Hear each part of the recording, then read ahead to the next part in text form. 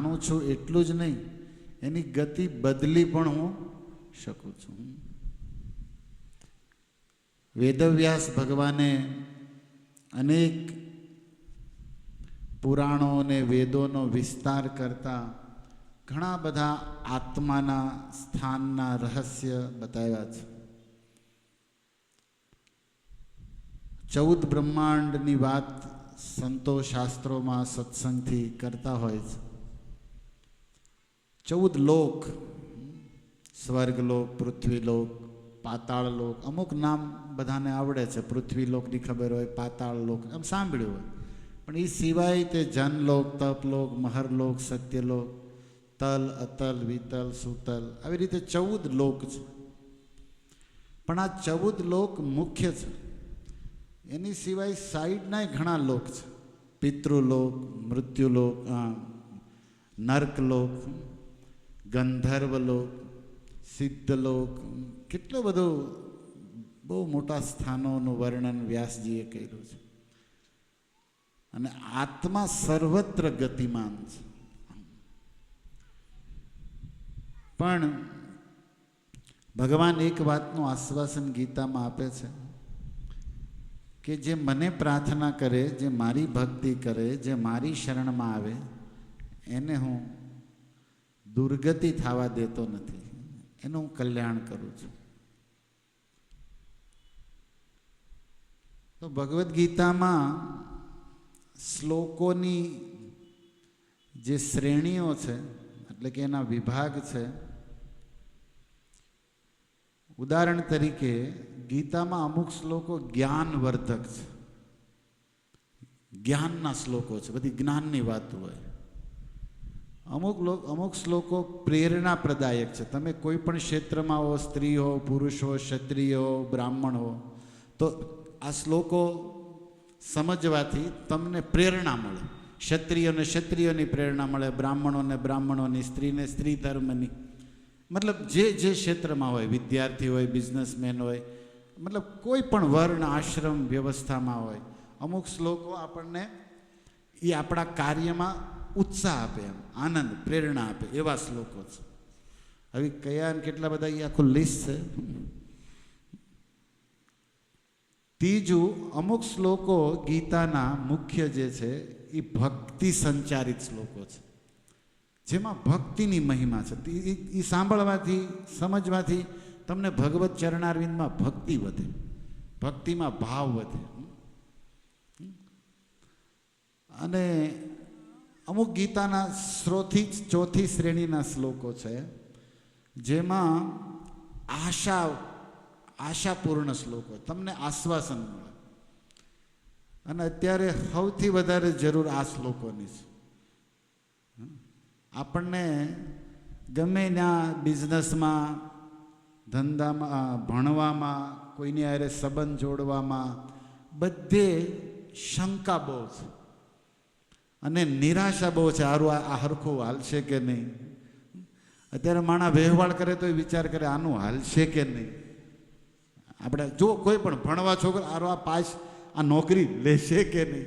આપણે પુરુષો ધંધો ચાલુ કરે, આમાં સારું નફો આમ છે ને થાય, આમ તમારે બધું આમ પોઝિટિવ કાંઈ અત્યારે ચાન્સ ઓછા થઈ ગયા. જે ક્ષેત્રમાં તમે હો એમાં નેગેટિવ અને નિરાશા અને અડચણ, બાધા વધારે મળે. જોવા અમારે ભક્તિમાં એવું થાય છે, એવું નહીં, તમારે સત્સંગમાં તે આડા આવે ઘણા, એ બધું બહુ બધે જ હાલ્યો આવે. નિરાશા બહુ, નેગેટિવ ચાન્સ બહુ રહે.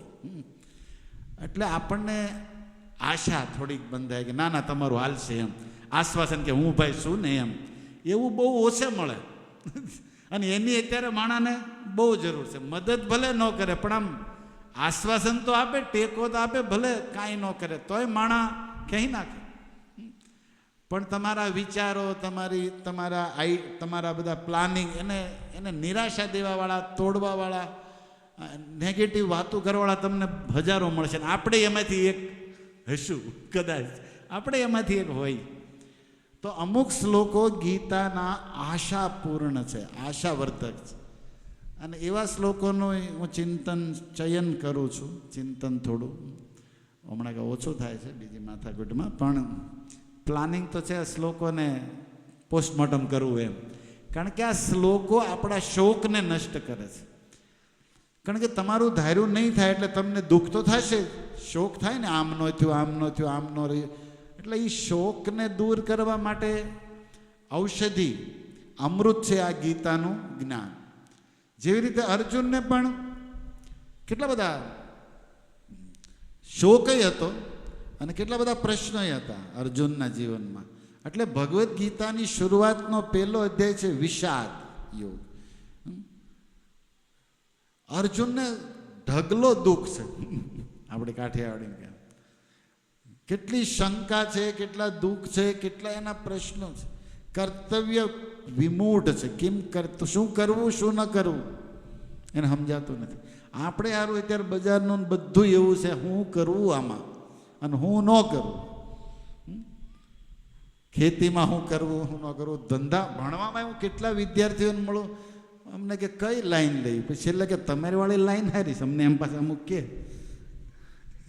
કે તમે જે લાઈન પકડી એમાં કાંઈ બહુ, પણ આ લાઈનમાં બધાનો ગાળો આમાં રહેવું કાંઈ હક નથી, તો ભાઈ આવો ને. પણ આવી કે કોઈ તો માણા ભણવું છે, માણાને મહેનત. અત્યારે આપણે બજારમાં કોને મહેનત નથી કરવી, બોલો, બધાને કરવી છે. એવું નથી કે નથી કરવી નથી ભણવું, પણ આમાં કંઈ દેખાતું નથી તલમાં તેલ, કે ભણીને શું કરશું કે રળીને શું કરશું. એટલે આખું વાતાવરણ જે કળિયુગનું અત્યારે ચાલે છે બહુ ભયંકર સ્થિતિમાં છે. ત્યારે આધાર હું આપણા હગાઈ જો મદદ કોઈ નહીં કરે, સ્ટેટસ જોયા કરશે તમારા. ત્યારના લોકો સ્ટેટસ મૂકે ને જોવે, કામમાં આવે રામના નામ લ્યો, હરે કૃષ્ણ હરે કૃષ્ણ કૃષ્ણ હરે હરે હરે રામ. અને એમાં ના એક આપણે હોય, ચેક તો બેઠા બેઠા આખા ગામને કરતા હોય, બરોબર ને, પણ ક્યાંય સદભાવના બહુ જોવા નથી મળતી ક્યાંય. તો એક વસ્તુ જે છે કે માણાને એક આધાર, એક આશરો, ભક્તિમાં જાય તો એક સાચા ગુરુનો આશરો જોઈએ. ધંધામાં હોય તો કોઈ એવા વ્યક્તિ જે વ્યવસ્થિત હોય, મોટો માણસ, આપણો કાંઈક આશરો એની પાસે. કોઈ પણ ક્ષેત્રમાં, વિદ્યામાં હોય, આપણા કાંઈ પ્રશ્નો હોય, જે સબ્જેક્ટ હોય, તો એમાં કોઈ હરખું આપણને ક્લિયર સમજાવી દે એવો કોઈ ટીચરનો આશરો, કોઈ બી જગ્યાએ, પત્નીને પતિનો આશરો, કોઈ આવી રીતે કોઈ બી ક્ષેત્રમાં વ્યક્તિને એક આધાર, એક આશાનું કિરણ, એક આશા જોઈશ. અને એ બહુ મોટી વસ્તુ છે. અને ત્યારે ચારો ઓર નિરાશા. તો અર્જુનના માધ્યમથી ભગવાને આપણને બધાને આમ આશા, જેવી રીતે આત્મા શરીર છોડ્યા પછી શું થાય ખબર નથી, તો એમાંય ભગવાન આશા બાંધે છે કે અર્જુન આમ થાય, આ આત્માનું આમ થાય, આ આત્માએ આમ કર્મ કર્યા હોય તો આવું મળી શકે, એની ઈચ્છા હોય તો આવું પામી પણ શકે. એવું બધું ભગવાને ગીતામાં બહુ બધી સરસ સરસ સુંદર વાતો કરી છે. એટલે આ કૃષ્ણના મુખના અમૃતના બિંદુઓ છે આ શ્લોકો. સાચી સંપત્તિ છે આ જ્ઞાન. અને આજ એવો જ એક આશાપૂર્ણ શ્લોક આપણે ચર્ચા કરીશું ગીતામાં, જેનાથી આપણી બધાની થોડીક વિદ્યા હોય કે ધંધો હોય કે ભક્તિ હોય કે સામાજિક આપણા જે કાંઈ વ્યવહાર એમાં આપણને એક આશરો, એક આશા.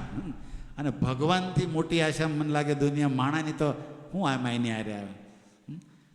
ભગવાનથી મોટી આશા અને આધાર ને આશરો કયો? નરસિંહ મહેતાનો વિશ્વાસ હતો, મારે એક તમારો આધાર રે શામળા.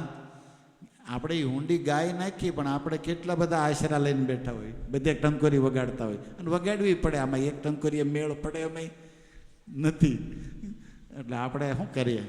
તો આવી બધી ઘણી વાતો છે. અને અર્જુનને એક બહુ ચિંતા હતી પહેલા અધ્યાયમાં કે મારથી પાપ થઈ જાય, આ લોકોને હું મારું ને તો એમાં મને પાપ લાગશે, કુલગ્રાના પાપ દોષ, કે મને પાપ લાગશે, મારે પાપી નથી બનવું. અને એ આપણો બધાનો સાર્વભૌમ પ્રશ્ન છે. અહીંયા કોઈ સિક્કો ન મારીએ કે હું પાપ કરતો નથી. પહેલાં તો પાપ હું એ લોકોને ખબર નથી પરફેક્ટ. ત્રણ વસ્તુ છે, એક ભૂલ, એક ગલતી, બીજું પાપ અને ત્રીજું અપરાધ. એક 3 સેક્શન ગૌડીએ આચાર્યએ પાડ્યા છે. गलती तो सब लोग करते हैं, पाप भी सब लोग करते हैं, अपराध भी लोग करते ही हैं. તો ત્રણેયનું એને સમજવા, ભૂલ કોને કહેવાય, પાપ કોને કહેવાય, અપરાધ કોને કહેવાય, કેમ એમાંથી બચાય, આ બધું એક એની માટે તો સત્સંગ છે, એની માટે શાસ્ત્ર છે, એની માટે ગુરુ છે. નહીં તો વ્યક્તિ અટવાઈ જશે આમાં. જુઓ અર્જુન, ભગવદ્ ગીતામાં અર્જુનનો પ્રશ્ન આપણે તમને પહેલાં ક્લિયર કરું, પછી 2-5 શ્લોક મંગલાચરણના બોલાવરાવું કે ભગવાન આપણને સુંદર મતિ આપે, અને પછી ભગવાને આપેલો જે જવાબ છે આશાપૂર્ણ, એની આપણે ચર્ચા કરીશું. અર્જુને પહેલાં યુદ્ધમાં કહી દીધું છે કુરુક્ષેત્રમાં કે ધાત્રાસ્ત્ર દુર્બુદ્ધે યુદ્ધે પ્રિય ચિકીર્ષવ, હે કેશવ, મારા રથને સેનાઓની વચ્ચે લઈ જાઓ.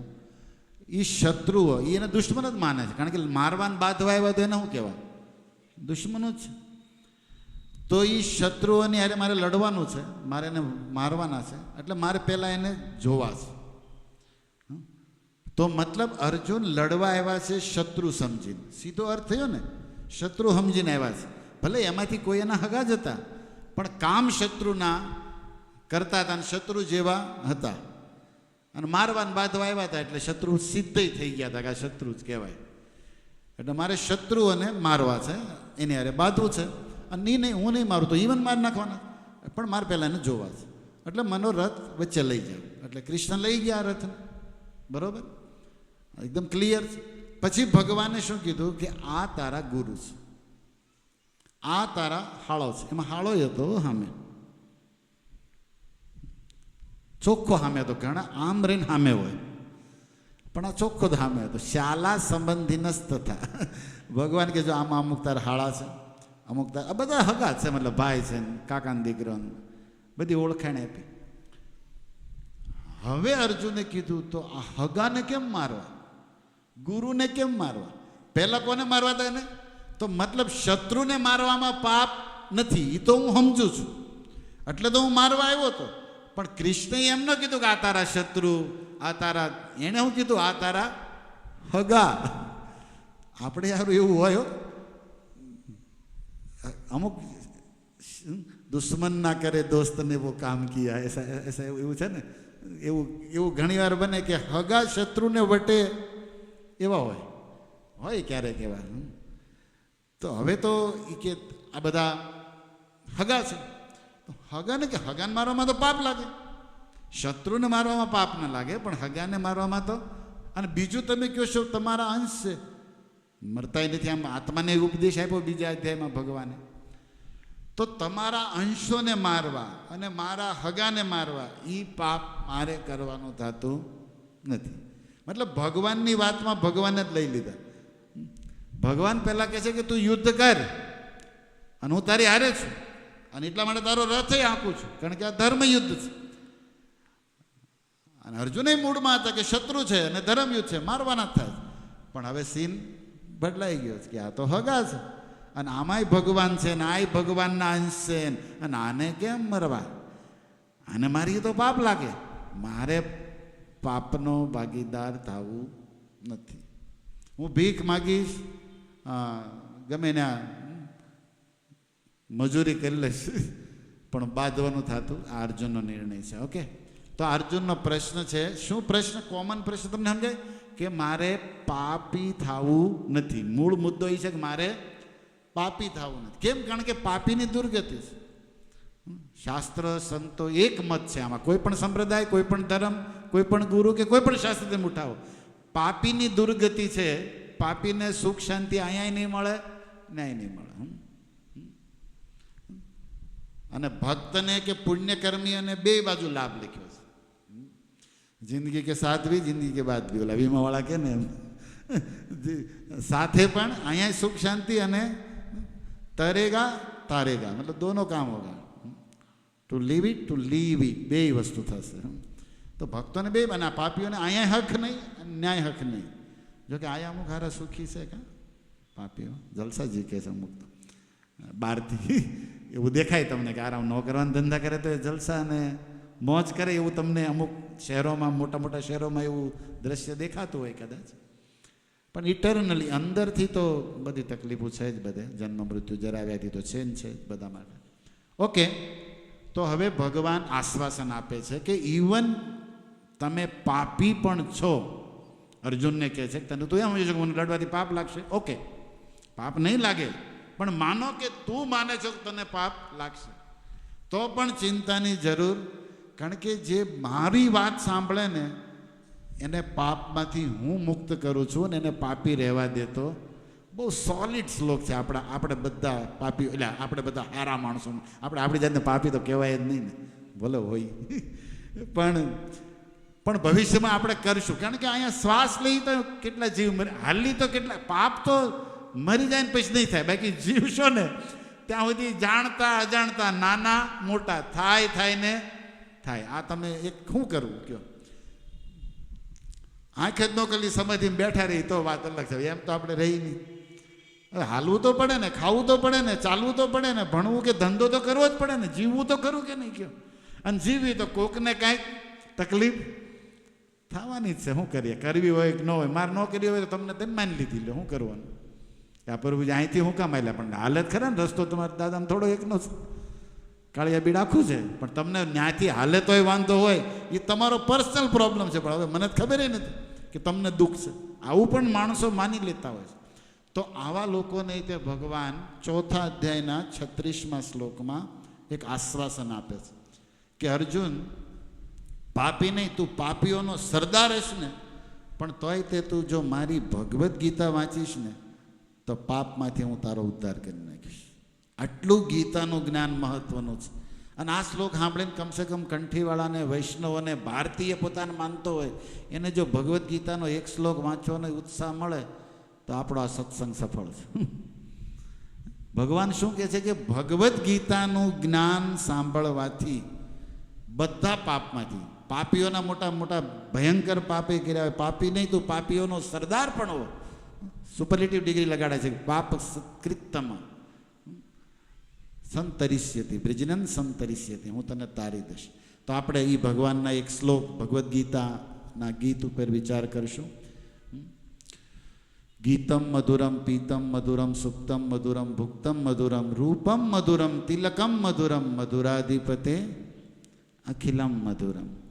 તો આ અમૃત જેવું જ્ઞાન ગીત છે, ગોવિંદના શ્રીમુખથી નીકળેલું, અને એ ઔષધિનું કામ કરશે, આપણે જેવાને આશ્વાસનનું કામ કરશે. તો 2 મિનિટ હૃદયમાં બેઠેલા પરમાત્માને, સદગુરુને, કુળદેવી કુળદેવતાઓને પ્રાર્થના કરીએ કે આત્માને શાંતિ આપે અને આપણને બધાને સાચી સમજણ આપે. ભગવાન જે હૃદયમાં બેઠા છે, આત્માને ગતિ દેવાવાળા ઠાકોરજી પરમાત્મા જ છે, અને એ આત્માને, એ મન બુદ્ધિને સાચી સમજણ દેવાવાળા પણ પ્રભુ પરમાત્મા છે. તો આપણી પાસે છે એક જ કામ, એને કરવાની પ્રાર્થના. તો એ આપણે કરીએ.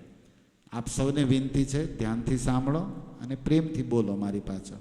ઓમ નમો ભગવતે વાસુદેવાય,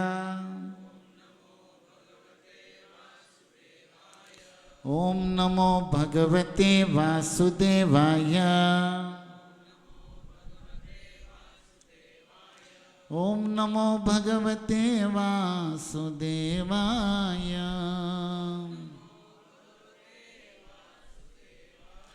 નારાયણં નમસ્કૃત્ય નરં ચૈવ નરોત્તમં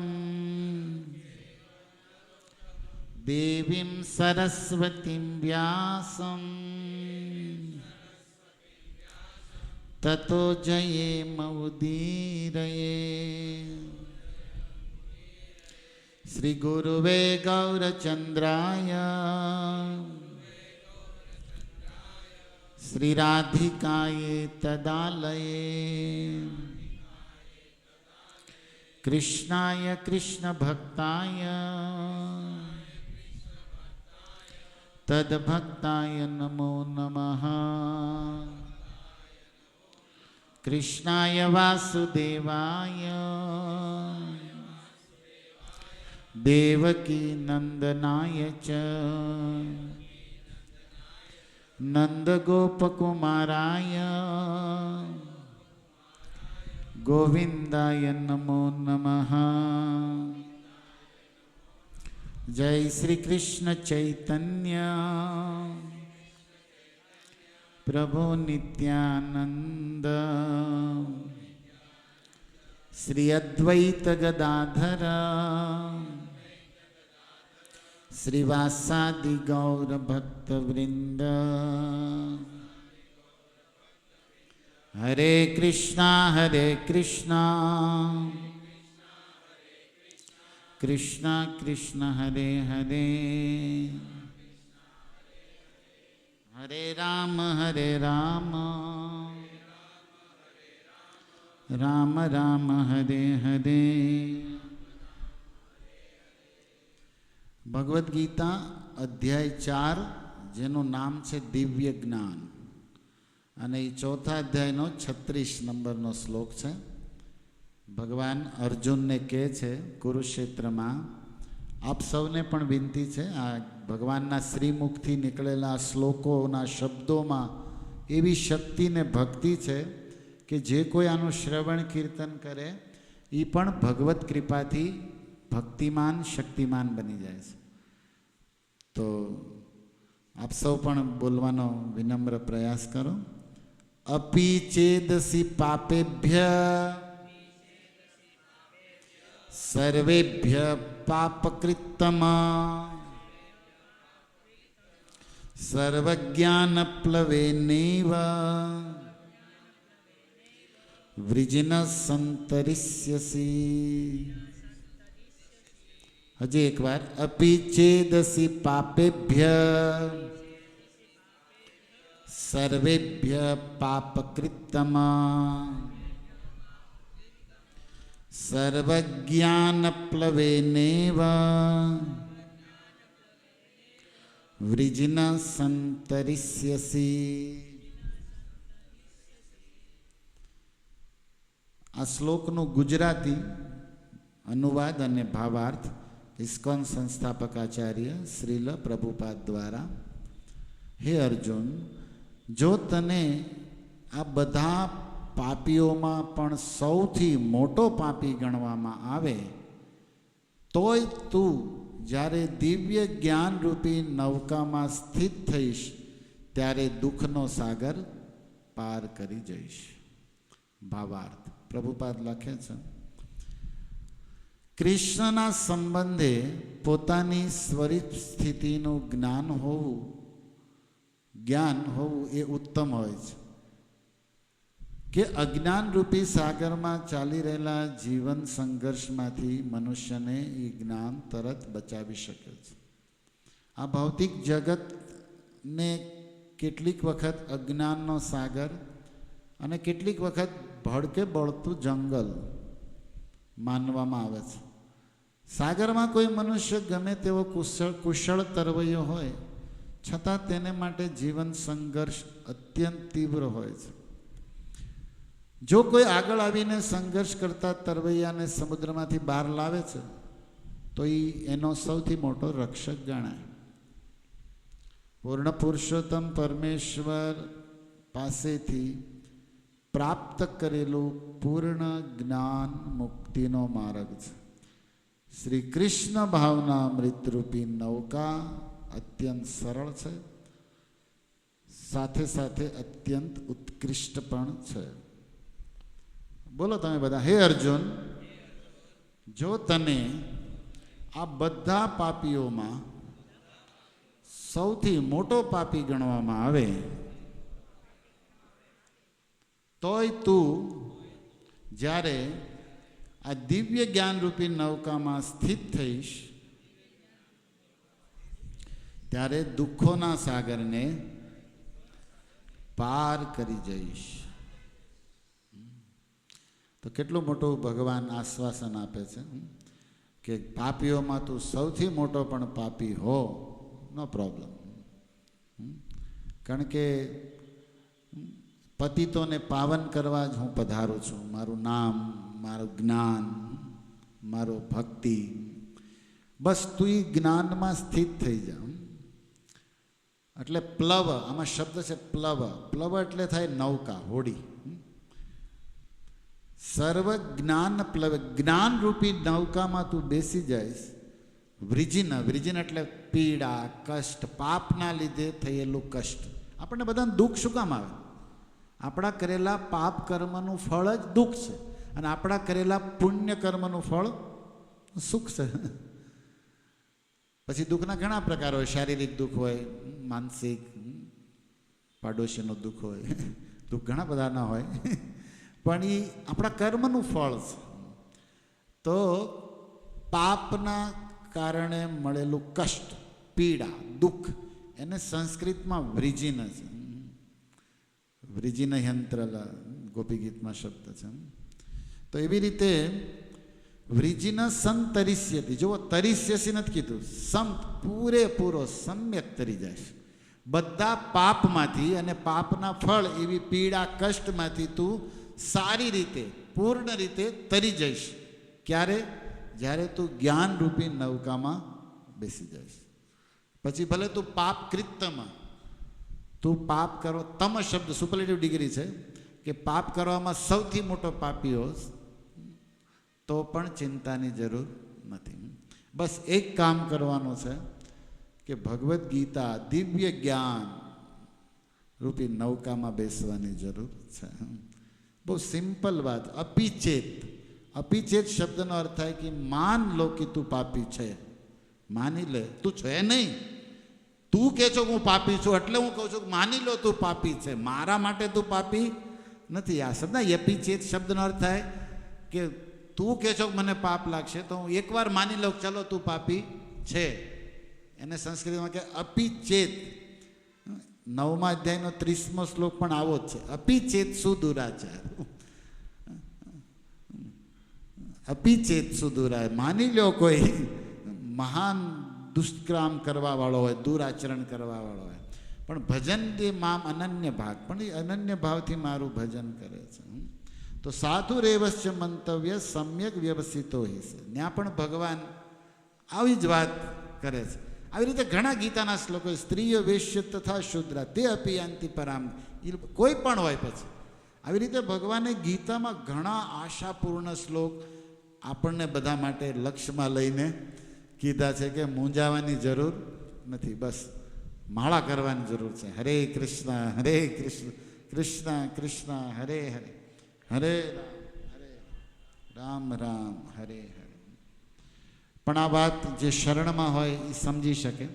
તો આવો હવે આમ તમને ભાવ ને મૂળ તો અર્જુનનો આમ સમજાણો કે ભાઈ આ હગાને મારવાથી પાપ લાગે. ભગવાન કે નહીં લાગે, ને લાગે તો પણ તું જ્ઞાન યજ્ઞ કરીશ, દિવ્ય જ્ઞાન લઈશ તો આમાંથી પાર વયો જાય. ચિંતા કરવાની જરૂર નથી. કારણ કે પાપ કોઈ મોટી પહાડ, કોઈ એવી વસ્તુ નથી કે જે નષ્ટ ન થાય. ભક્તિમાં અને ભગવાનની કૃપામાં એવી શક્તિ છે, અને ભગવાનના નામમાં તો અપાર શક્તિ. પાપ એની સામે મચ્છરે નથી એમ, એટલે એ ચિંતાનો એટલો વિષય નથી. અને રહી વાત આત્મા તરીકે બંધનની, તો પાપ જેટલા બાંધે છે આત્માને એટલું જ પુણ્ય બાંધે છે. માની લો કોઈ પુણ્ય કરે તો મુક્ત થઈ જાય એવું નથી. પુણ્ય કરે તોય એને આ માના ગર્ભમાં આવવું જ પડે, ગઢું થવું જ પડે.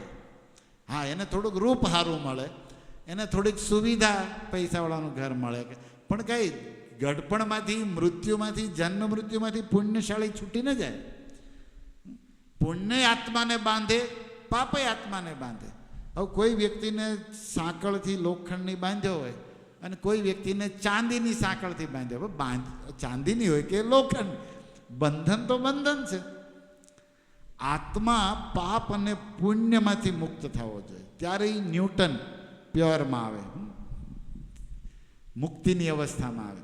એટલે ચિંતાનો વિષય આપણે બધા પાપનો કરીએ, પણ ચિંતાનો વિષય પુણ્ય પણ છે. આત્મા છે પોતાના સ્વરૂપ તત્વને ઓળખવો જોઈએ, અને એ પરમાત્માની સાથે એનો સંબંધ છે. એને ભૂલ્યો છે એટલે કર્મોના કારણે પ્રકૃતિના રજોગુણ તમો અનેક કર્મ અનુસાર અનેક યોનિઓમાં એ ભ્રમણ કરે છે. તો ગીતાની આ બેઝિક વાતો છે, પણ હું તમને મારી રીતે સિમ્પલ થોડીક સમજાવું. કારણ કે રામાયણ ને ગીતા મારી અંતરની આંખો હરિએ દીધી મને ઉડવાની પાંખો. નરસિંહ મહેતાએ આ ભાવ લખ્યો છે. એને આપણે પ્રેક્ટિકલ હું પ્રવચનમાં વૈષ્ણવની હારે આદાન પ્રદાન કરીએ છીએ કે ગીતાનો કોઈ આધાર હોય, કારણ કે ગીતા યોગ શાસ્ત્ર છે. ગીતા અને રામાયણ પ્રયોગ શાસ્ત્ર છે. આમાં થિયરિકલ નોલેજ છે, રામાયણમાં પ્રેક્ટિકલ છે એકદમ. ક્ષમા, અમુક શબ્દો કદાચ નહીં સમજાતા હોય થિયરી, પણ ઉદાહરણ આપીશ તો ધીરે ધીરે સમજાઈ જશે. પ્રભુણા સસંબંધે જીવાનામ યોગ ઉચ્યતે, પ્રકૃત્યા કૃત સંબંધે જીવાનામ ભોગ ઉચ્યતે. એક શ્લોકમાં ભગવાન વ્યાસ કહે છે કે કોઈ પણ કાર્ય હોય તમારું, એની એક્શન, કોઈ પણ ક્રિયા તમે કરો છો, કામ કર્મ, એ ભગવાનની આજ્ઞામાં ભગવાનના સંબંધે હોય તો એ યોગ થઈ જાય. યોગ એટલે જોડાવું. અને કોઈ પણ કાર્ય હોય તમારું, પણ એ જો પ્રકૃતિ આરે, આ સંસાર આરે સંબંધે કરો તો એ ભોગ થઈ જાય. યોગ, અને આ ગીતા યોગ શાસ્ત્ર છે ને. કર્મ યોગ, ભક્તિ યોગ, જ્ઞાન યોગ, આવા શબ્દો તમે આમ કાનમાં ગયા હશે. તમારું કર્મ હોય ભગવાન સાથે જોડાય તો એ કર્મયોગ. તમે દુનિયામાં ઘણા પ્રકારના જ્ઞાન રાખો છો, હીરાનું જ્ઞાન રાખો છો, મશીનનું રાખો છો, ભૂમિતિ વિજ્ઞાનને ઘણું રાખો, પણ ભગવાન સાથે કનેક્ટ હોય તો એ જ્ઞાન યોગ. નગર ખાલી જ્ઞાન, યોગ કનેક્શન થવું જોઈએ ને ભગવાન. એ જ્ઞાન તમને ભગવાન તરફ લઈ જવું જોઈએ. આપણે અમુક વસ્તુ સમજ્યા નથી. જુઓ, અત્યારે બધે ચોપડા બહુ વેચાય, નવા નવા છોકરાઓ અને સ્કૂલમાં અને દાતાઓ અને બધા હોય, એટલે તો એમાં એક સૂત્ર વિદ્યા સા વિમુક્ત એમ લખ્યું હોય આમ ગોળાકારમાં. વિદ્યા એટલે જ્ઞાન, નોલેજ. સા સંસ્કૃત શબ્દ છે, વિદ્યા એ સ્ત્રીલિંગ શબ્દ છે. સ્ત્રીલિંગમાં એને સા કહેવામાં આવે. એની સંજ્ઞા નાઉન બદલવા માટે સા. વિદ્યા ઈ સા એટલે ઈ છે જે વિમુક્ત, જે તમને વિશેષ રીતે બધી ચિંતામાંથી, કર્મમાંથી મુક્ત કરે, એને કહેવાય વિદ્યા. અત્યારે જુઓ વિદ્યાની દશા. વિદ્યા લેવાવાળો વિદ્યાર્થી હોય કે ભણાવાળો ટીચર, બે ટેન્શનથી ભર્યા છે. એ પોતે મુક્ત નથી, એ હું મુક્ત કરવાના બતાવો. બધાની આ દશા છે કે નહીં? કારણ કે રિયલ વિદ્યા જ નથી. એટલે અવિદ્યાને વિદ્યા માની લીધી છે. આ સંસારના જ્ઞાનને તમે વિદ્યા માની લીધી છે પહેલાં તો. અને સંસારનું જ્ઞાન મુક્ત ન કરી તો કોમ્પિટિશન ને બંધન ને પછી તો ન કરવાનું કરાવરાવે, તો દેખાય જ છે. તો ઈશોપનિષદમાં કીધું છે અવિદ્યા મૃત્યુમ વિદ્યા અમૃત અશ્નુતે. મતલબ વિદ્યા છે ને અમૃત છે, તમને અમરત્વ આપે. અને વિદ્યા એટલે, અને એકદમ કાઠિયાવાડીમાં કેવું હોય, ભગવાન પરમેશ્વર છે, કૃષ્ણ પરમ તત્વ છે, અને એની બાબતમાં જે જ્ઞાન છે એ વિદ્યા છે, એ જ મુક્ત કરશે. બાકી વિધવા છે, એ વિદ્યા નથી. કારણ કે એના વિદ્યા શેની માટે છે? એ પરમ પુરુષને પામવા માટે, આત્મા પરમાત્મા જ્ઞાન નથી પોગતી તો એ વિદ્યા તમે નું ભલે ઘડીક કામની હોય, પણ અલ્ટિમેટ કામની એ નહીં રહે, આત્મા માટે કામની નહીં રહે. એટલે આ થોડુંક હાઈ વયું જાય, પણ સમજાશે ધીરે ધીરે. એ વિષ્ણુ પુરાણનો શ્લોક છે, કાલે જગ્યાએ ચિંતન કરતા હતા હું, કે યત કર્મ ન બંધાય વિદ્યા સા વિમુક્તયે, આનાયા પરમ કર્મ વિદ્યા અન્ય શૈલ નૈપુણ્યમ. આ જ વાત ભાગવતમાં લખી, તત્કર્મ હરિતોષમ વા સા વિદ્યા તર્મતિર્યયા. તો અત્યારે આપણે બધું બહુ ઇગ્નોરન્સ, અજ્ઞાનને જ જ્ઞાન માની લીધું છે, અવિદ્યાને જ વિદ્યા માની લીધી છે. જેનો ભગવાન અરે કોઈ કનેક્શન, સંબંધ નથી, એને આપણે વિદ્યા માની લીધી છે. એટલે અહીંયા ભગવાન કહે છે જ્ઞાનની નૌકામાં, એટલે તમે જેને જ્ઞાન માનો એ નૌકા નહીં, મેં જે ગીતામાં દીધું છે, ભાગવતમાં, રામ, એ જ્ઞાનની નૌકામાં બેસો તો ભવસાગર પાર તરશો. આ વાતને પહેલાં ક્લિયર કરી લેવી જોઈએ. તો હું એ કહેવામાં આવ્યું છે કે તમે ભગવાનને કનેક્શન કોઈ કામ કરો તો એ કહેવાય યોગ, અને પોતાને ભોગવવા, પોતાને સંસાર માટે કરો તો એને કહેવાય ભોગ. હવે ભોગથી યા તો પાપ, યા રોગ, યા દુર્ગતિ. કારણ કે ભોગતા કેવલ કૃષ્ણ છે, સુપ્રીમ એન્જોયર. પ્રભુપાદ કહે છે સુપ્રીમ એન્જોયર. ઘણી વાર લોકો, આજના મોડર્ન લોકો સમજતા નથી. Enjoyer, Krishna is controller, okay, Krishna is all knower, માનીએ કે બધું જ્ઞાની, પણ એન્જોયર, હા, ઇઝ ગોડ. ગોડ એન્જોયર હોઈ શકે, એન્જોયર નથી ગોડ જ હું કામના. પ્રભુપાદ એકદમ ક્લિયર, કારણ કે ગીતામાં ભગવાન કહે કે જે કાંઈ ભોગવવાનું હું ભોગવીશ. ભોગતારામ, ભોગ એટલે ભગવાનના પ્રસાદ નું કહેવાય ભોગ. અને આપણો કનૈયો તો દ્વારકાવાળો ભોગ નહીં ખાય, રાજભોગ. એને તો રાજભોગ કેન્ડી, એલા કેન્ડી નહીં પણ રાજભોગ આવી જેવી, એમાં એને વધારે સ્પેશિયલ જોઈએ, આમ આદું ફાદું નહીં, આમ કાંઈ ખીચડી ફીચડી નહીં હાલે ને, એટલી એને સારું સારું જ જોઈએ. સુપ્રીમ એન્જોયર છે ભગવાન, અને એ જ આપણે કામના છે ને, તો એને ખાય તો ભક્તોને મળે ને. વાહ, તો ભગવાન છે. ભગવાન ગીતામાં એકદમ ક્લિયર કટ બધી વાતો કરે છે. પણ હવે ધર્મની અધર્મની પણ વાતો કરે છે. ધર્મની સ્થાપના માટે આવ્યા છે. તો હવે હું તમને સિમ્પલ કરું કે પાપ એટલે શું? પોતાને સુખી થવા, બીજાને દુઃખ દેવું. પોતાને સુખી થવા પણ બીજા કોઈ પણ જીવને, પશુ પક્ષી પેડ પૌધા ગમે એને દુઃખ દેવામાં કોઈ અચકણ નથી. અને શાસ્ત્રોમાં સંતોએ ભગવાને જે કરવાની ના પાડી એ કામ તમને સમજાય? પાપ એટલે હું? ભગવાને શાસ્ત્રોમાં સંતોએ જે કામ કરવાની ના પાડી એ કામ પોતાની ખુશી માટે બીજાને દુઃખ દેવા કરવું, આને શું કહેવાય? થોડીક સમજણ પાપને આમ થોડીક આપણે પરિભાષા પાપની કોઈ એમ કે વ્યાખ્યા કરો. જે બીજાને પીડા આપવી છે તમારે, બીજા કોઈને પણ કષ્ટ દુઃખ આપવું છે પોતાની ખુશીમાં, એ રિફ્લેક્શન તમારી પર આવશે. છેલ્લે એ પીડા તમારી પાસે ગમે એ જન્મમાં ગમે એ જગ્યાએ જાઓ તમારી પાસે પોક્ષે પાછી. પણ એ પાછી આવશે તારી ડબલ થઈને એ વધીને આવી છે. આમાં એને ભૂલવું નહીં. હવે એ પાપને એક બીજો શબ્દ દેવો હોય, કોઈ કે કાંઈ હરખું કહો ને, તો એક અત્યારે જે સંતોની સભામાં હાલે અધર્મ. શું કહેવાય? અધર્મ. ધર્મ એટલે પુણ્ય, આમ લોકો એવું માને. અધર્મ એટલે પાપ. એવું આમ સમજણ ફેર થોડુંક આમ લોકલ લોકો સમજીએ કે થોડાક એમ કે હા બરોબર. તો ધર્મ અધર્મ એટલે ભગવાને શાસ્ત્રોમાં જે કરવાનું કીધું એ ધર્મ, ભગવાને શાસ્ત્રોમાં જે કરવાની ના પાડી અધર્મ. સમજાય થોડું થોડું?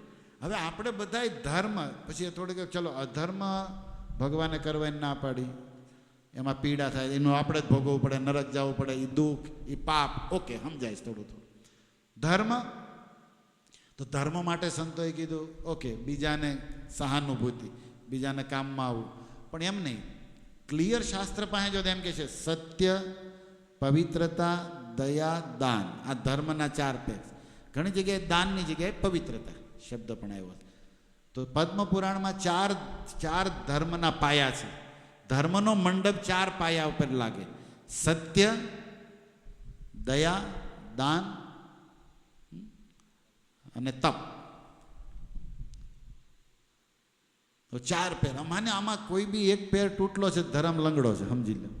તમારા આમ દયા નથી, તમે દાન નથી દેતા, તમે સત્ય નથી બોલતા, અથવા તમે તપ નથી કરતા, તો તમારો ધર્મ છે એ હેન્ડીકેપ, ભાંગલો છે. હવે આપણે બધા કળયુગના માણસો એટલા બુદ્ધિ લગાડીએ ને વાત જવા દો, ન લગાડવાની. જે રીતે એક રામાયણનો દાખલો આપું તમને. હવે આ વાતને એક દ્રષ્ટાંતથી આપણે સમજાવીએ. રામાયણમાં કૈકેયી માતા રામને વનવાસ આપે છે. તમને બધાને રામાયણની આમ ખબર છે, બરાબર? તો દશરથ રાજા પાસે એણે 2 વરદાન હતા. એમાંથી પહેલું વરદાન માંગ્યું, દેહુ એકબર ભરત હિ ટીકા. પહેલું વરદાન તો એ આપો કે ભરતને તિલક કરાવ્યું છે, મારે રાજગાદી એને આપો. અને બીજું વરદાન, દશરથજીને એટલું દુઃખ નહોતું પહેલા વરદાનમાં, પણ બીજું જે બોલ્યા ને એમાં દશરથ હોઈ ગયા. તાપસ વેશ વિશેષ ઉદાસી. એ ચોપાઈ બહુ સરસ છે રામાયણની, કૈકેયીના મુખની.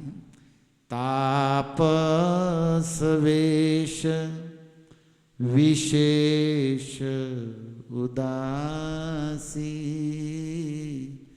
14 બરીશ રામ વનવાસી. ચોપાઈમાં ઘણા મજાના અર્થો છે. વિશેષ શબ્દ છે અને ઉદાસી. આજે જ એક સંત સરસ વ્યાખ્યા કરતા હતા ચોપાઈ પર, એટલે મને એની પર ચિંતન હતું થોડું. વિશેષ, ઘણા કે લક્ષ્મણને નથી વનવાસ આપ્યો, સીતાને નથી આપ્યો, પણ લક્ષ્મણ મહિધર શેષનાગનો અવતાર, સીતા સાક્ષાત શક્તિ છે. તો સરસ્વતીને આજ્ઞા આપે છે કે કઈ કઈની મોઢે બેસતું, મંત્રાના મુખે બેહીને અવળું રાજ કરાવી નાખ્યું હતું ને બાજી. તો કઈ કઈની સ્વામીની છે ને, તો સરસ્વતી તો ભગવાનની દાસી છે. માં સરસ્વતી વિદ્યાની દેવી, Vagdevi, goddess of learning Saraswati. Sitaji કહે છે બેસ કઈ કઈની માથે, અને બોલાય ઉદાસી શબ્દ. લક્ષ્મણે બધા દેવી દેવતા ભગવાનની તો આજ્ઞામાં જ રહેવું પડે છે ને. તો વિશેષ શબ્દનો અર્થ શું છે? ભગવાન શેષનો જ અવતાર છે લક્ષ્મણ, વિશેષ. અને જે સ્પેશિયલ સેવક હોય ને, વિશેષ કે ને કે આ આપણો વિશેષ સેવક. તો વિશેષ શબ્દ એટલે રામનો સ્પેશિયલ પ્રેમી, રામના સ્પેશિયલ સેવક અથવા સાક્ષાત શેષ વિશેષ કોણ છે? તો લક્ષ્મણને હારે વિશેષ શબ્દ છે. અને ઉદાસી એટલે ઉતરેલા મોઢે જવું, ઉદાસ રહેવું, બહારથી અર્થ. પણ સંસ્કૃતમાં વ્યાકરણ અવ્યય છે ને, આ વોલી જે તમે અવ્યય કહેતા હો બાર, તો મોટો ઉદાસીમાં જે લાગે તો એ અવ્યય છે ને. તો એનો અર્થ ફરી જાય ઉત્કૃષ્ટ દાસી. ઘરમાં જે સામાન્ય કામ કરવા આવે ને વહી જાય એને નોકરાણી કહેવાય, પણ ઘરને પોતાનું માની અને સારી રીતે કામ કરે એને ઉત્કૃષ્ટ દાસી, પત્નીને ઉદાસી કહેવાય. આમ સંસ્કૃતમાં માતાઓને આનંદ આવે એવો અર્થ. દાસી તો દાસી તરીકે જ રહે છે એ ઘરની, કામ તો પણ એનો દાસી આમ નથી, પણ વિષય ઉત્કૃષ્ટ દાસી, કારણ કે એનું ઘર છે, એ માલિક છે એનાની, પણ કામ બહારથી જોવો તો બધું એ જ કરે છે, સંભાળે છે. તો ઉત્કૃષ્ટ દાસી, રામની સૌથી શ્રેષ્ઠ ઉત્કૃષ્ટ દાસી કોણ છું? સીતાજી કે હું છું. તો ઉદાસી એટલે સીતા ને વિશેષ એટલે લક્ષ્મણ. તો તાપસ વેશ વિશેષ ઉદાસી 14 ભરી. રામ સીતા, રામ લક્ષ્મણ સાથે, સીતા લક્ષ્મણ સાથે રામ વનમાં જાય. આવું માં કઈ કઈ બોલ્યા. આમ બહારથી નથી બોલ્યા પણ અંદરથી બોલ્યા છે. હવે કઈ કઈ કીધું, રામ જો તું વનમાં જાશ તો ધર્મના ચારે પાયો અયોધ્યામાં ખોડાઈ જશે. અને રામ કોણ છે? રામ વિશે વાલ્મીકી રામાયણનું એક સૂત્ર છે, તમારે બધાને યાદ રાખવું જોઈએ. રામો વિગ્રહવાન ધર્મ. બોલો, રામ ધર્મનો સાક્ષાત મૂર્તિ છે. લોકો એનથી શિક્ષણ જોશે કે ધર્મ કોને, કારણ કે કૃષ્ણ તો ધર્મ બોલીને ગયા, રામ તો ધર્મ જીવીને ગયા, શીખવાડીને ગયા. તો ધર્મની મૂર્તિમાન વિગ્રહ કોઈ હોય ને તો એ શ્રી રામ છે.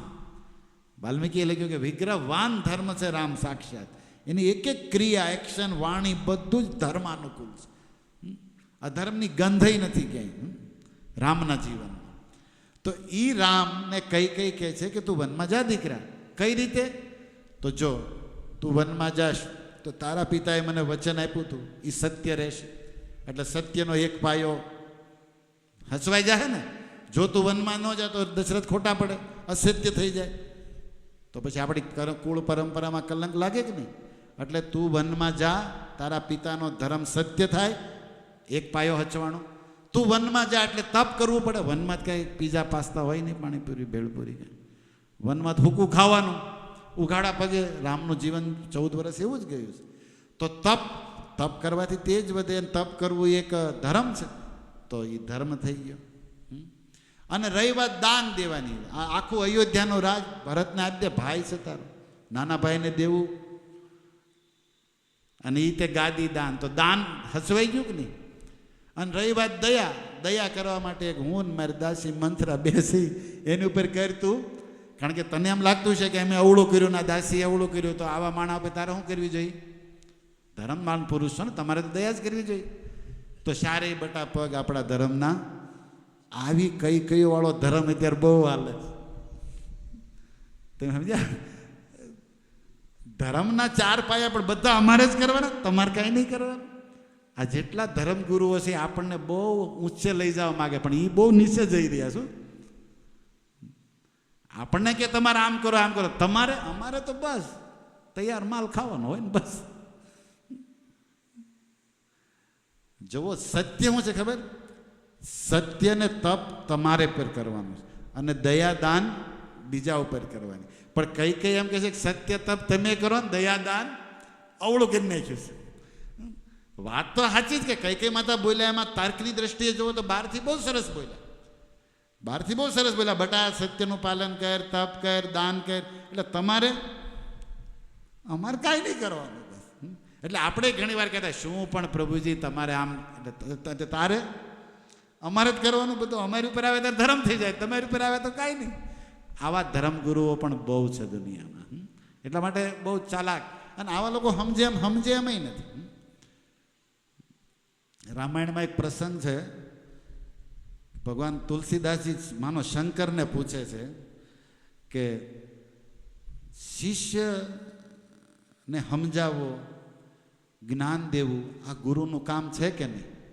છે કે નહીં? છે. તો શંકર ભગવાન ઉપર તુલસીદાસ ક્લેમ કરે છે કે તમે તમારા ચેલા રાવણને કેમ સમજાવતા નથી, કેમ જ્ઞાન દેતા નથી? આ કોનો ક્લેમ છે? તુલસીદાસનો. કોની ઉપર? શંકર ભગવાન ઉપર. કે હે ભોળાનાથ, તમારો ચેલો છે ને રાવણ, શિષ્યને જ્ઞાન દેવું ધર્મ છે કે નહીં ગુરુનું? તમે કેમ સમજાવતા, તમે કેમ દેતા નથી? અને રાવણને બધાએ સમજાવ્યા, માલ્યવાને સમજાવ્યા, એના ગુરુએ સમજાવ્યા, ઇવન મંદોદરીએ પણ સમજાવ્યા, વિભીષણે, હનુમાન. રાવણને સમજાવવા કોને બાકી રાખ્યું? પણ એક વ્યક્તિ નથી સમજાવતા. કોણ? શંકર. શંકરને થયું કે આ બધાને પાછું તુલસીદાસ એ કહે છે કે આ બધા એને સમજાવે છે અને તમે ગુરુ થઈને એને કેમ નથી કાંઈ કહેતા? આ રાષ્ટ્રીય પ્રશ્ન છે, બધી સંસ્થામાં લાગુ પડે કે બધા તમે કેમ એને કાંઈ નથી કહેતા? આ શંકર ભગવાનથી હાલો આવતો પરંપરાનો પ્રશ્ન છે. શંકર ભગવાને કીધું કે આ બધા એને નથી સમજતા એટલે એને સમજાવે છે, અને હું મારા ચેલાને સમજી ગયો છું કે આ કાંઈ સમજે એમ નથી, એટલે હું આને સમજાવતો. કારણ કે આ મારી માળા અટકાવી દેશે. આ ચેલો એવો છે કે આને સમજાવવા જાવ તો એ તો માળા નહીં કરે, મારી હોળ નહીં થાય. હરે કૃષ્ણ હરે કૃષ્ણ કૃષ્ણ હરે હરે હરે. શંકર ભગવાન કે આ રાવણ મને જોઈને દાંત કાઢે છે. અને આ રાવણના હાસ્યાત્મક વ્યંગો આવ્યા છે રામાયણમાં. અમુક સ્તોત્ર વાંચીને ત્યારે આ બહાર પ્રગટ થાય. શંકરને જોઈને રાવણ કીધું આ ગુરુ, આના ગુરુ હું છું, આને 5 માથા મારે 10. શંકર પંચમુખવાળા કહેવાય છે. ભોળાનાથ તમે ગયા છો કાઠમંડુ નેપાળમાં જે શિવલિંગ છે 5 મુખ છે. ભગવાન શિવને પંચમુખ કહેવામાં આવે, પંચમુખી મહાદેવ. 5 મુખના નામ, કલર, એના કામ બહુ સરસ. શિવજીનું મહાન તત્વ જાણવા જેવું છે ક્યારે. ઓકે, તો શિવજીને 5 મુખ હતા. પંચમુખે મહાદેવ રામ રામ હરે હરે. પણ રાવણને કેટલા છે? તો રાવણ એમ છે આની કરતાં 10 ગણો બુદ્ધિમાન. અત્યારે લગભગ સેલાઓ શું છે? રાવણ. એ રાવણ જ છે, કારણ કે એ પોતાને જ બુદ્ધિમાન સમજે છે. ગુરુ કરતા તે પોતાને મહાન. અને એ ચેલાઓ રાવણો જેવા એમ સમજે છે કે શંકર એને કોણ કોઈ ઓળખતું હતું? મેં આને આનો પ્રોગ્રામ મેં કરાવ્યો ને પછી આનું ઉપડ્યું એમ. નગર આ પ્રભુજીને ક્યાં કાંઈ કોઈ પૂછતું હતું? આ તો અમે એને લાવ્યા, આગળ લાવ્યા, સેવા બધી અમે કરી, આ તો અમારા લીધે છે. એમ રાવણે એ જ વેમમાં હતો કે શંકર આ તો મેં કૈલાસ ઉપાડ્યો ને પછી આ પ્રખ્યાત થયા એમ. ઘણા છેલ્લાઓને એમ જ એમ છે ગુરુજીને અમે આગળ લાવ્યા, અમારા લીધે ગુરુજીના આશ્રમો હાલે ને ગુરુજીની કથાઓ થાય. બાકી આને ક્યાં કોઈ હરે કૃષ્ણ કૃષ્ણ કૃષ્ણ હરે હરે હરે. પણ પછી એ જ શંકર હનુમાન બનીને આવ્યા. શંકર સ્વયં કેસરી નંદન. ત્યારે હનુમાનજીએ બહુ સમજાવવામાં ધ્યાન ન દીધું. 1-2 લાઈનો કીધી કેવી પડ્યું જવાબ દેવામાં. પછી હનુમાનજી સમજી ગયા કે આ ચેલો बात से सुनने वाला नहीं है, ये लातों का भूत है. आने हरखो आने समझावानो હોય, આને હોકરવાનો હોય, આને બંધા લેવાના હોય. એટલે હનુમાનજી એનું કામ રાવણ વિશે કર્યું હતું. હું શું કહેવા માગું છું કે આ ધર્મ અધર્મ રાવણ આ બધી ચર્ચાથી આપણું એમાં દર્શન છે કે આપણે આપણા મનને અનુકૂળ કરવું હોય એ અવળું હોય એ પાપ હોય એ બીજાને પીડાદાયક હોય તો પણ આપણે રાવણ જેમ એનું એક્સક્યુઝ ગોતી લેતા હોઈએ છીએ કે અમે તો રાઈટ જ છે, અમે તો આવા લોકો આ શ્લોકમાં ફિટ નહીં થાય, કારણ કે પાપી તો છે પણ એ દિવ્ય જ્ઞાનની નૌકામાં બેસી એકતા, કારણ કે એને એના જ્ઞાનનું અભિમાન બહુ હોય છે.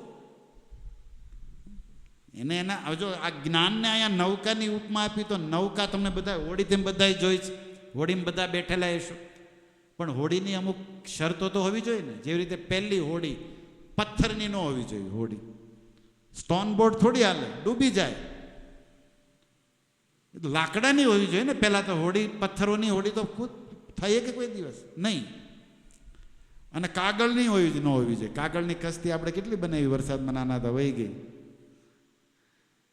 તો હોડી શેની હોવી જોઈએ? એમ તમે બીજું અજ્ઞાનને જ્ઞાન માની લીધું હોય કે બીજા પાખંડ સંપ્રદાય પાખંડ ગુરુઓને એ જ્ઞાન માની લીધું હોય તો જ્ઞાનની હોડીમાં બેહવાથી પણ પહેલાં એ હોડી જ બરોબર નથી.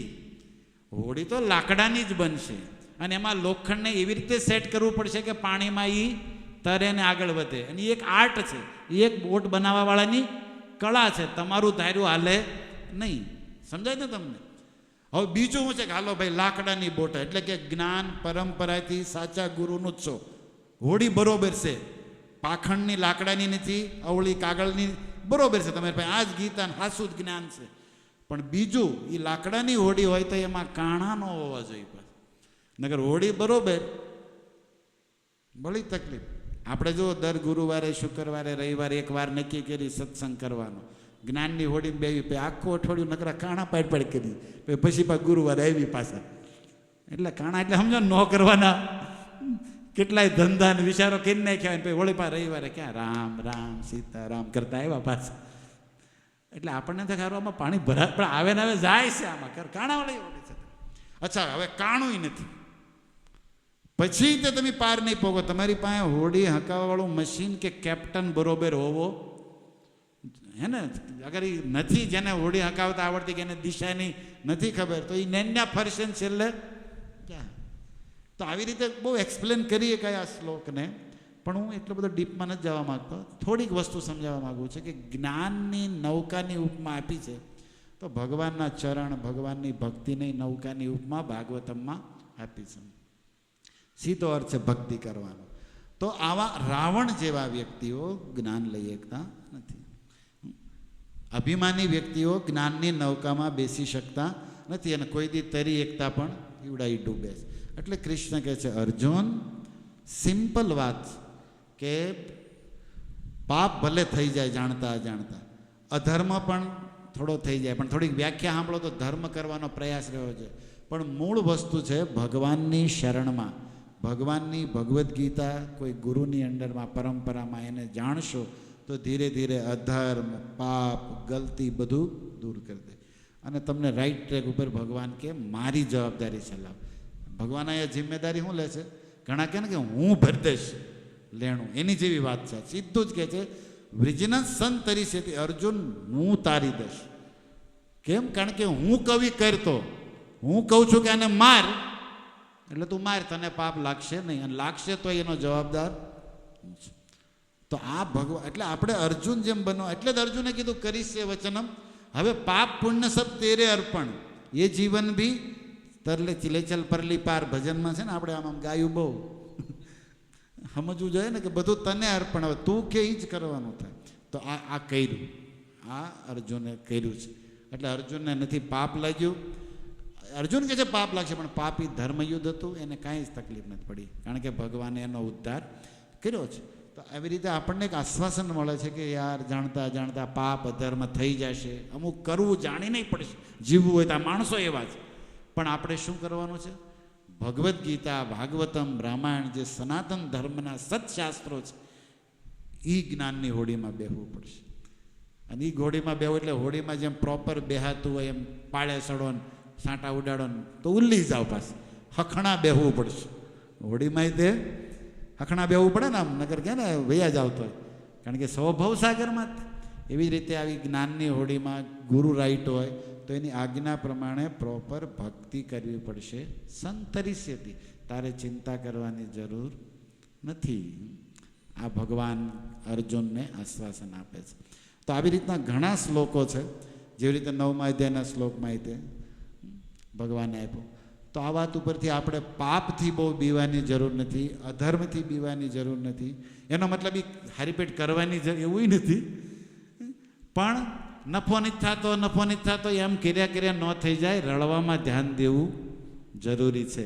એમ ઘણા ભક્તોને હું જોઉં છું, એ અપરાધ ન થાય ને પાપ ન થાય ને એ જ નકરું બોલે છે ને પાછા કરે. ભક્તિ તો કરતા જ નથી. સાધના કરવી જોઈએ ને, માળા કરવી જોઈએ, સેવા કરવી જોઈએ, ગીતા એ વાંચતા નથી. નકરું નેગેટિવ સાઈડ ધ્યાન દેવું, વિચાર્યા કરવું, અને છેલ્લે એ જાણતા એ જ થયા કરે. કમાણી નથી. મૂળ મુદ્દો શું છે? કમાણી નથી. આપણે ભક્તોએ અહીંયા ભગવાન કહે છે કે તમે કમાણી ચાલુ, મારી શરણ જ્ઞાનની હોડી ભગવદ્ ગીતા વાંચવાનું ચાલુ કરો, ભગવદ્ ગીતા અનુસાર જીવન જીવવાનું ચાલુ કરો. જવાબદારી મારી છે. ભગવાન કે જવાબદારી મારી છે. હું બેઠો છું ને, બળ હું આપીશ, બુદ્ધિ હું આપીશ, શક્તિ હું આપીશ, ભક્તિ હું કરાવી, તમારી ઈચ્છા હોવી જોઈએ. વ્યવસ્થા હું કરીશ. વ્યવસ્થા વાસુદેવ કરે છે. તો આવી રીતે ભગવાન ગીતામાં અનેક રીતે આપણને આશ્વાસન આપે છે. તો આ ભગવદ્ ગીતાના સત્સંગના જે મોતી છે એ આપણા વૈષ્ણવ આભૂષણ સ્વરૂપ છે, અને એને આપણે જીવનમાં ધારણ કરશું તો વેલ્યુબલ, આપણે શું કહેવાય, કિંમતી થઈ જશું. અને આવી ગીતા જાણવાવાળા ગુરુની કોઈ કિંમત નથી હોતી. એ કિંમતથી નથી મળતા, એ કિસ્મતથી મળે છે. ભગવદ્ ગીતા અને ભગવદ્ ગીતા સમજાવે સાચી એવા ગુરુ, એની કિંમત નથી હોતી. એની માટે શું જોઈએ? કિસ્મત જોઈએ, ભાગ્ય હોવા જોઈએ. અને એ ભાગ્ય આપણા ખુલ્યા હોય, મળ્યા હોય, અને પછી આપણે અભિમાન કરીએ રાવણ ઘોડે કે હુઈ રહે, તો એ આપણા દુર્ભાગ્ય થઈ જાય. એટલા માટે ભક્તોએ વિચાર કરવો જોઈએ આ વાત ઉપર. અને હંમેશા ગીતા, ભાગવત, રામાયણ જેવા સત્શાસ્ત્રોની શરણમાં, ગુરુ વૈષ્ણવની આજ્ઞામાં ભગવાનનું ભજન કરવું જોઈએ. હરે કૃષ્ણ કૃષ્ણ કૃષ્ણ હરે હરે, હરે રામ રામ રામ હરે હરે. તો ભગવદ્ ગીતા, રામાયણ, આ શ્લોકને હું અહીંયા પૂરો કરું. પણ આ ભગવદ્ ગીતાના જે ચિત્ર છે, અર્જુનનો રથ ભગવાન આંકે છે, અને એમાં લાલ ધ્વજા ઉપર ભગવા વસ્ત્રમાં હનુમાનજી મહારાજનું ચિહ્ન આછું પ્રભુપાદે બનાવ્યું છે. તો શ્રી બજરંગબલીની એક નાની એવી વાત કહીને આજના સત્સંગને આપણે વિરામ આપીએ. કારણ કે રામ રક્ષા કરશે. રામ આપણી રક્ષા, જેમાં તે શ્લોકમાં રામ શ્યામ આપણને વાદા, આશ્વાસન તો આપે જ, પણ રામ કદાચ આમ તેમ થયા એટલે સીતા જ્યારે બીજી રહી ગયા, લવકુશને હાંસવામાં, રાજનો વહીવટ કરવામાં આપણને ભૂલી ગયા, ચૂકી ગયા. તો બીજો આધાર છે રામ દુઆરે તુમ રખવારે. કોણ?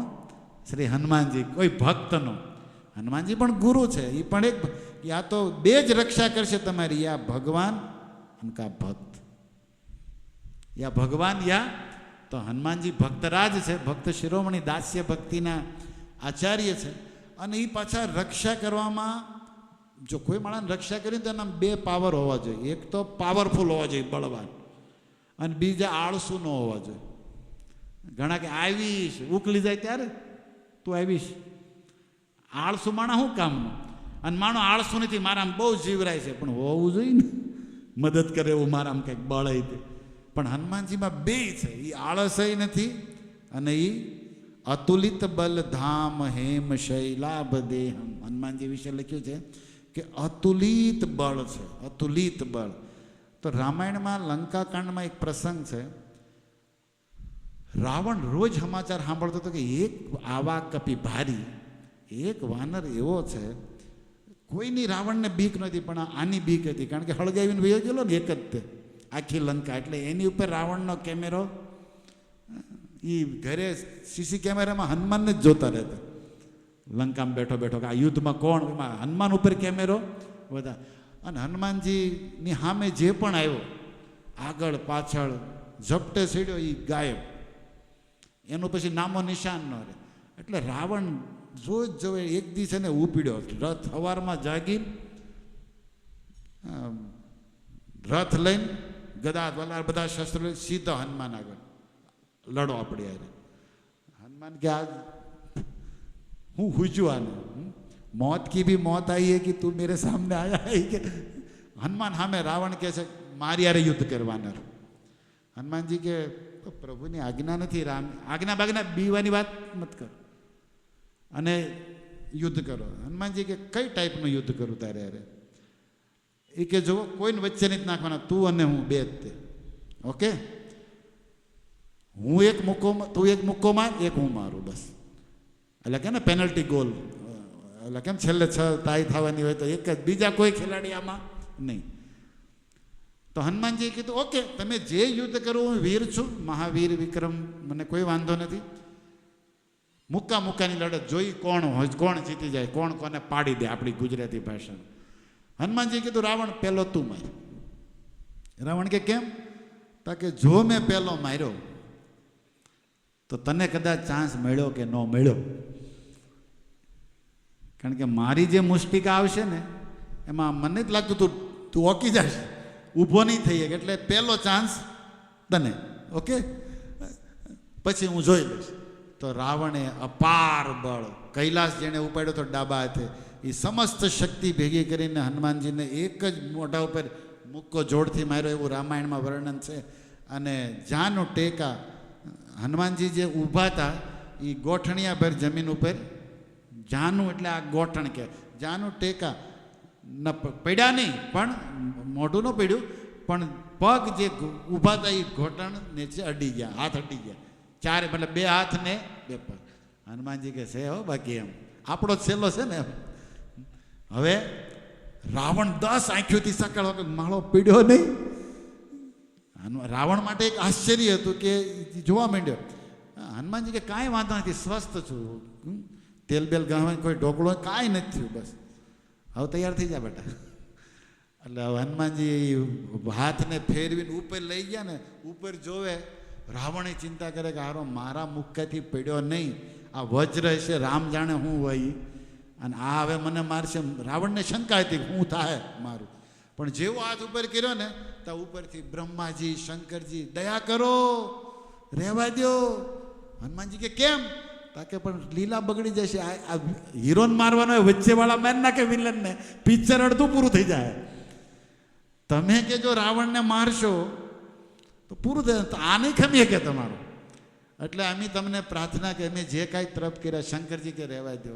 બ્રહ્માજી તો ખોળો પાથર્યો કે રામની લીલા છે, આ રામનો પ્રોગ્રામ આખો કેન્સલ થઈ જાય, રામાયણ અટકી જાય, તો આ આખી રામની લીલામાં તમે વિક્ષેપ નહીં કરો, રહેવા દો. હનુમાનજી કહે પણ હાથ ઉપર તો વયો ગયો છે, એટલે સ્વાદ તો ચખાડવો જ પડશે ને, મારીશ નહીં.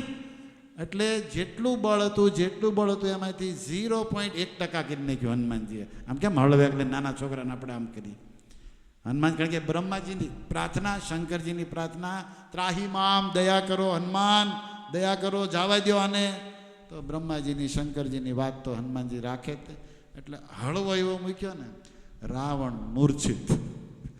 રામાયણમાં લખ્યું છે કે 1.5 મુહૂર્ત સુધી, 2.5 કલાક સુધી રાવણને હોશ ન આવ્યો, બેભાન. અને હનુમાનજીએ એના વૈદ્યા ઘેટાને કીધું કે આને પોગાડો ઘેરે. તો કે વૈયા ગયા, વૈયા નથી જાય કે તમારા ભાઈ હજી ખેહે છે, પણ હમણે ખવરો પીવરો જાગે એટલે હા હોરાઈ દીધા. રાવણ ભાનમાં આવ્યો તો ઘરે હતો, એ કે કપી, એ કે તમે આવી ગયા છો ઠેકાણે. રાવણને સમજાયું કે હારો મહાવીર છે, આનું કરવાનું. બીજા દીએ કીધું કોઈ પણ સેના કોઈને નહીં મારે, કેવલ હનુમાનને મારીને લાવો, કેવલ હનુમાન લક્ષ. તો અમુક હાથીઓને મોકલ્યા, ઘોડા સવારોને મોકલ્યા, ઘોડાઓને મોકલ્યા, અને હેઠે દોડતા આવે, 4 ટાઈપના આવે. એક હેઠે તલવાર લઈને ભાલું લઈને દોડે એ સૈનિકો, એક રથ ઘોડા ઉપર બેઠા હોય એ, એક રથ ઉપર બેઠા હોય, ચોથા હાથી. રાવણે કીધું 4 દિશાઓમાંથી હાથી ઘોડા ને 4 દિશાઓમાંથી 4 સેના હમલો કોની પર કરવાનો? કેવલ હનુમાન ઉપર. ભાઈ એને એકને મારીને લાવો, રામ નો મરે હાલશે, આ મરવો જો હું જીતી ગયો એમ માનીશ. રાવણને કારણ કે એ હોશ આવ્યું પછી એને રહેવાતો અભિમાની હતો ને, અભિમાની હતો. હવે આવ્યા હાથીઓ ચારેય બાજુથી. લક્ષ્મણજી કહે છે કે પ્રભુ શું થશે? ચારેય દિશાઓમાંથી હનુમાનને ઘેરી લીધા છે. રામજી કે બિલકુલ ચિંતા નહીં કરો, એ પવન પુત્ર છે, હમણાં એ વાવાઝોડું આવશે, ચિંતા નહીં કરો. અને ઓલા હાથીઓ હણહણાટ કરતા હજારો હાથીઓની સેના એક બાજુ પૂર્વ દિશાથી આવી. વીજળી જય હો વીર બજરંગ બલી, પાણી પવન પુત્ર છે, વીજળીના ચમકારે એવા આકાશમાં ઉડીને હાથી ઉપર જ બેસી ગયા. જે મહાવત મારવાનો હતો એ ઓલાને હેઠો પાડીને પોતે હાથી પર બેસી ગયા. વિશાળ રૂપ લઈને હેઠા ઉતરીને હાથીને સકડીએ ચડાવ્યો માથે. ઓલા બધા વિચાર કરે આ ગદાથી મારતો હતો, હાથીથી મારે. હાથી સે હાથી મારે, ઘોડે સે ઘોડે, રથો સે